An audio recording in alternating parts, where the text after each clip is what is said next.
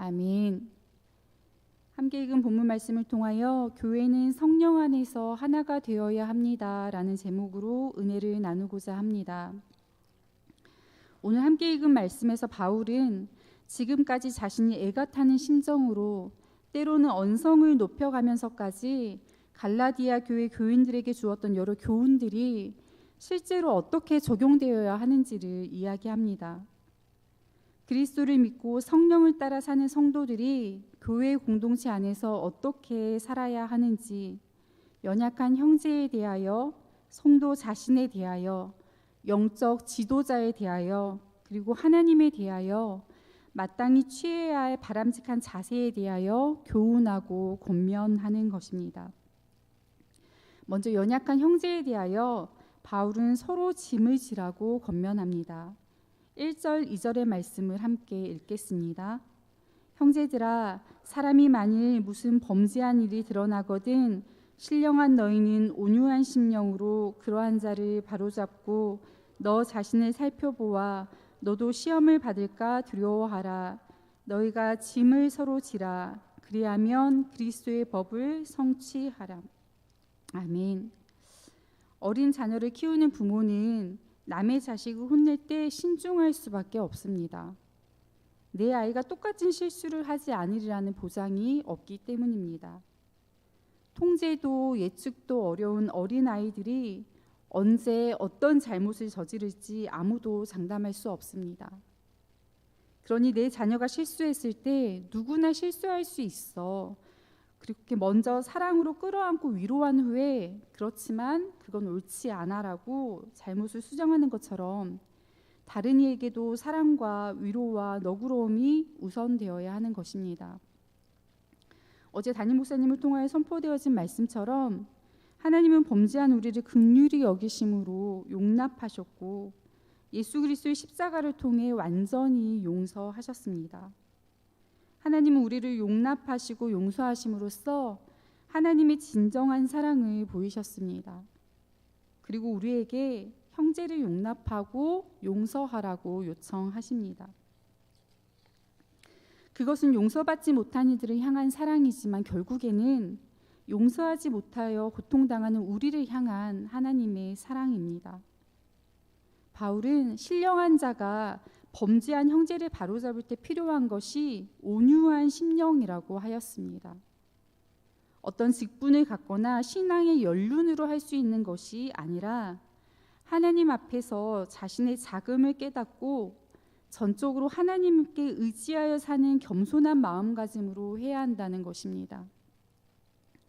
교회 공동체 안에 책망과 바르게함이 분명히 있어야 하지만 그 목적이 그 사람을 정죄하고 비판하는 것이 아니라 그 사람이 죄를 뉘우치고 그리스도와의 관계를 회복하는 것임을 기억해야 합니다.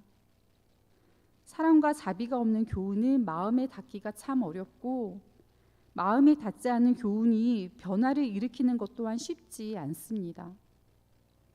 율법의 기준으로 누구를 평가하거나 책망하고 바꾸려 하기 전에 우리는 먼저 그리스도의 사랑으로 용납하고 용서해야 하는 것입니다.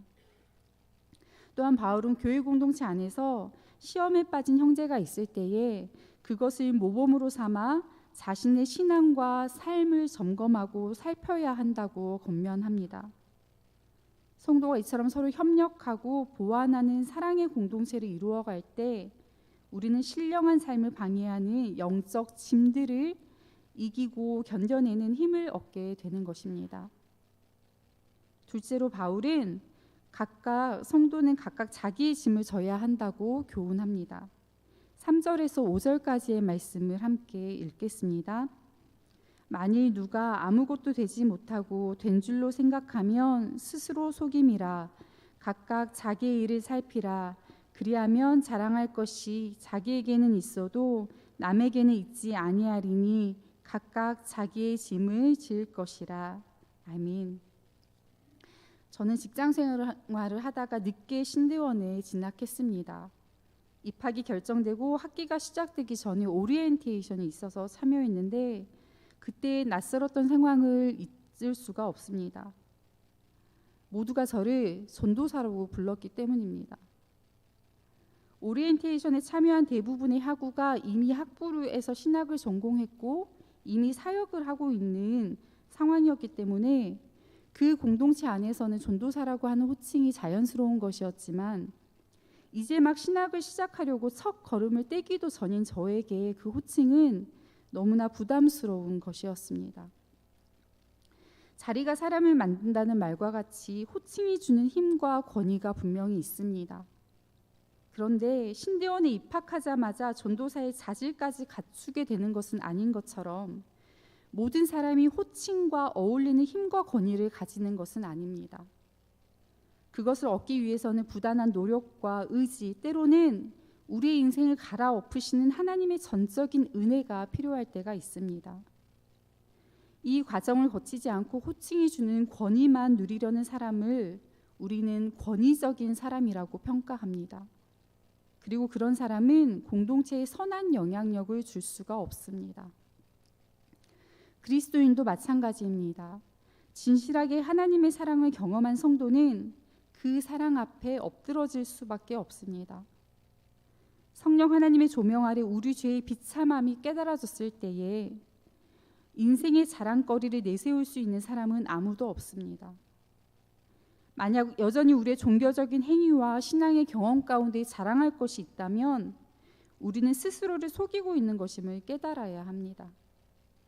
자기 자신의 생각과 마음까지도 속이는 철저한 착각 속에 빠져 있음을 알아차려야 하는 것입니다. 바울은 다른 복음으로 인해 믿음이 변질된 것을 깨닫지 못하고 율법을 지키는 것을 대단한 것으로 여기며 착각에 빠져 있는 갈라디아 교인들에게 각각 자기의 일을 살피라고 권면합니다. 자신의 눈 속에 있는 들본을 보지 못하고 남의 눈 속에 있는 티만 드러내어 문제 삼는 사람은 교회 내에서 분쟁만 일으키게 되는 것입니다. 신앙생활 하면서 우리 안에서 성장과 성숙이 발견되어질 때 우리는 그것이 다른 사람과 비교하여 자신을 우월하게 여기거나 자랑할 것이 아니라 오직 하나님께 감사드려야 할 은혜임을 깨달아야 합니다. 셋째로 바울은 영적 지도자와 좋은 것을 함께 하라고 교훈합니다. 6절 말씀을 함께 읽겠습니다. 가르침을 받는 자는 말씀을 가르치는 자와 모든 좋은 것을 함께 하라. 아멘.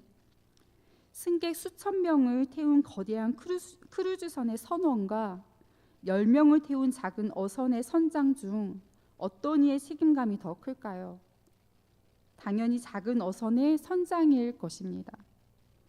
선원은 자신에게 주어진 역할만 수행하면 되지만 선장에게는 배와 함께 탄 이들을 지켜내야 할 책임이 주어지기 때문입니다.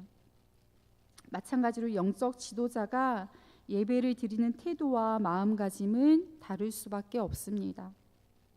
더 많이 고민하고 더 많은 시간을 들여 예배를 준비합니다. 더 많이 기도하고 더 깊게 말씀을 묵상합니다. 더 사랑하고 더 섬기며 더 용서합니다. 하나님으로부터 거룩한 책임이 주어졌기 때문입니다.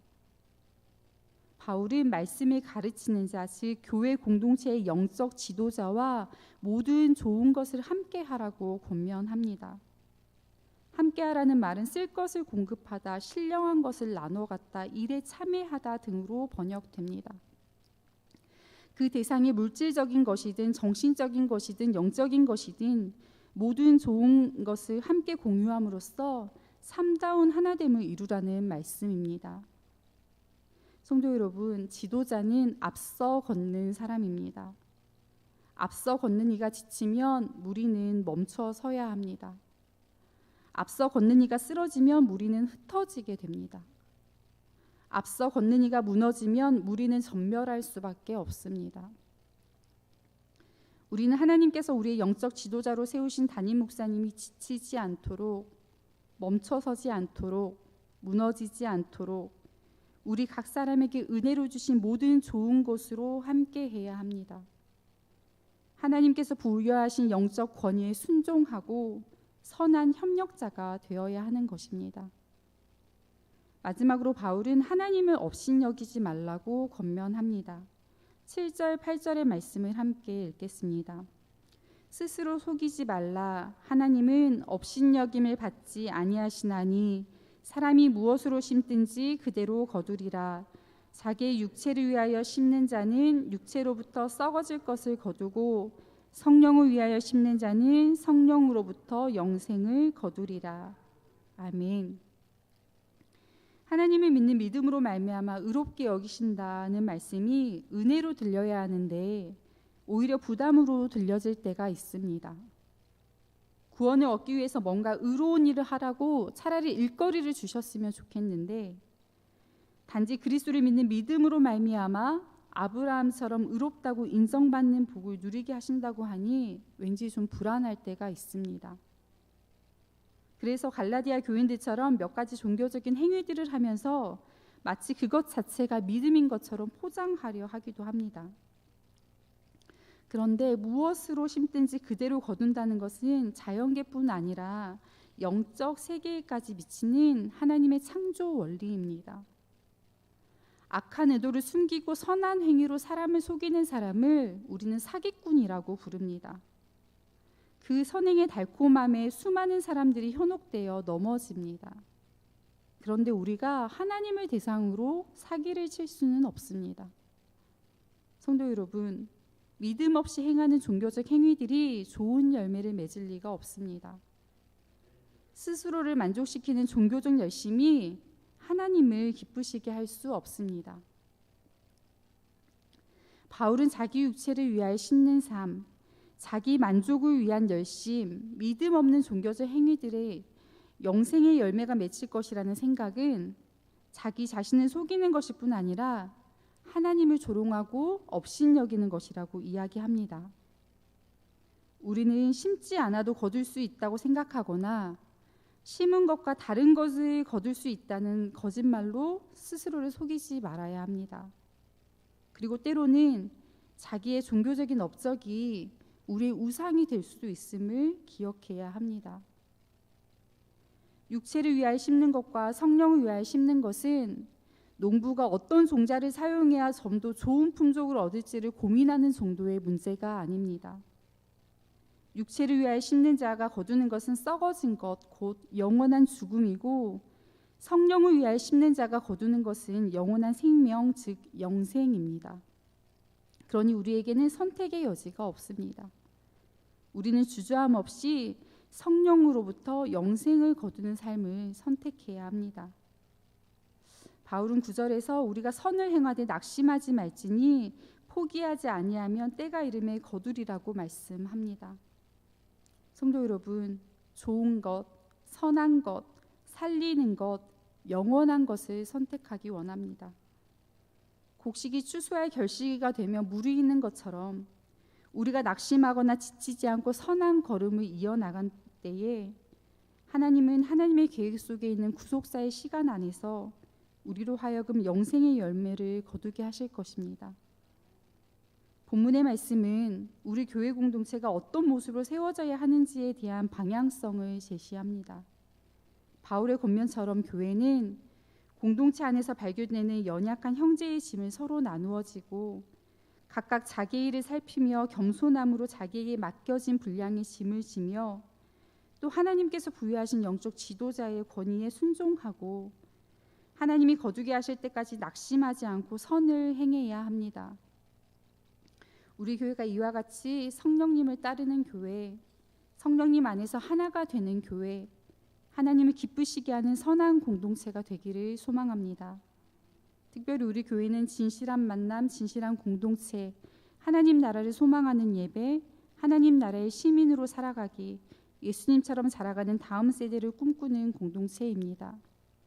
강단 앞에 현수막에 있는 그럴듯한 문구로 인식되어져서는 안 됩니다. 우리 교회의 비전이 그리스도의 지체들 우리 각자의 삶에서도 동일하게 실현되도록 우리는 같은 마음을 품고 함께 나아가야 합니다. 마치 좋은 공기가 풍성한 숲에 많은 생물이 깃들어 사는 것처럼 용납하고 용서하는 교회는 세상에서 마음이 상하고 깨어진 사람이 마지막으로 나오는 위로의 장소가 될 것이라는 주일 말씀을 기억하며 이 말씀이 우리 교회의 소명임을 고백하는 저와 여러분이 되기를 소망합니다. 우리도 그렇게 하나님의 좋음에 깃들어 살고 있지 않습니까? 오늘 또 은혜로 주어진 하루의 삶을 살아가는 동안 우리를 통하여 하나님의 풍성하심이 좋은 공기처럼 우리 형제들에게 전하여지기를 소망합니다. 기도하겠습니다. 성실하신 하나님, 우리에게 선한 것이 없지만 그리스도를 믿는 믿음으로 말미암아 의롭다 하시니 참 감사합니다. 그리스도의 속죄로 우리를 의롭게 하셨으니 다시 형식적인 종교적 행위로 돌아가지 않게 하시옵소서. 우리 각 사람을 그리스도의 지체로 부르셨으니 서로의 다름을 이해하고 수용하며 너그럽게 용납하고 용서하게 하시옵소서. 우리 교회가 연약한 형제들이 사랑으로 섬기고 서로의 모습을 통해 스스로를 성찰하는 성숙한 공동체가 되게 하시옵소서. 하나님께서 부여하신 영적 지도자의 권위에 순종하며 한 마음으로 협력하고 서로를 세워주는 교회 되게 하시옵소서. 우리 모두가 성령을 위하여 심고 성령으로부터 영생을 거두는 복을 누리게 하시옵소서. 선을 행하되 낙심하지 말라고 하신 주님의 말씀을 기억하며 모든 순간 인내하며 주님의 시간을 기다리게 하시옵소서. 오늘 하루 우리의 모습을 통하여 좋으신 주님이 전하여지기를 소망합니다. 우리를 온전히 내어드리오니 마음껏 사용하여 주시옵소서. 예수 그리스도의 이름으로 기도합니다. 아멘.